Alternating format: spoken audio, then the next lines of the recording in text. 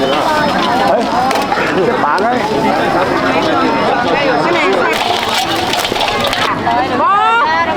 Nó kẹp đấy, nó kẹp là không cho ăn của đâu. Kẹp cô đây này.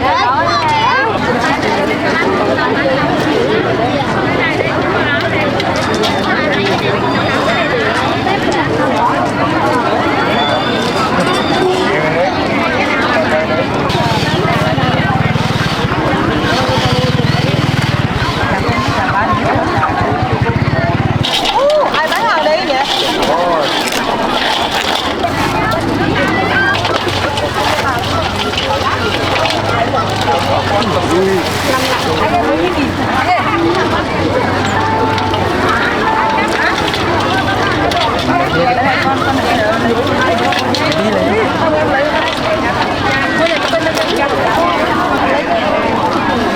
Luộc thôi em nghĩ. Mấy con là có cứng à? Vâng. Mấy cho bà 2 con nữa. Cô này bán 2 con á? Vâng, cho cháu 8.000 một cân này, chưa chim một cân. Về cứ luộc thôi, còn lười giá ra lấy nước làm canh cua. Chẳng còn có bao nhiêu. Hết phần rồi chị. Hết phần rồi chị ơi. Ôi, xem một cân. Đấy, đi nhanh lên. Được một cân hả? 35.000. Chị ơi, cái cua này này, 80.000. Nhiều đấy. Nhiều 2-3 nhà chia nhau ăn, chia nhau. Con không nhang không Hết còn cái này á? Con nhang không còn à? Thôi em cũng chỉ mua thôi. Thì 4 con chị 2 cân mấy đấy? thấy cái này đi qua đây. Lúc nãy ngồi qua đây đã ngồi đâu đúng không? Chưa. Hết rồi, hết rồi. Làm thế nào?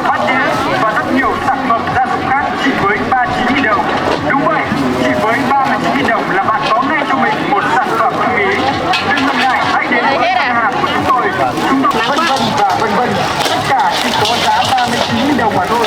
Vâng, chỉ có 39.000 đồng là tất cả. 80.000. Giảm giá của chúng tôi.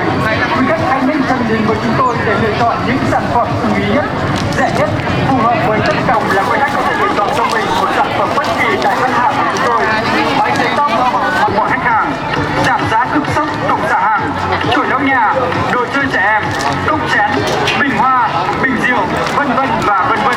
Tất cả chỉ với chúng tôi để lựa chọn những sản phẩm ưng ý nhất, rẻ nhất, phù hợp với tất cả các khách hàng. Cái gì cũng có.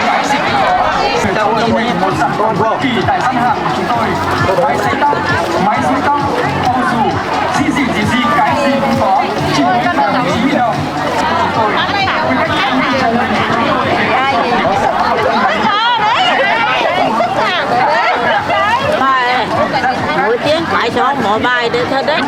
Mùa rét thêm, mùa rét nó có bằng này.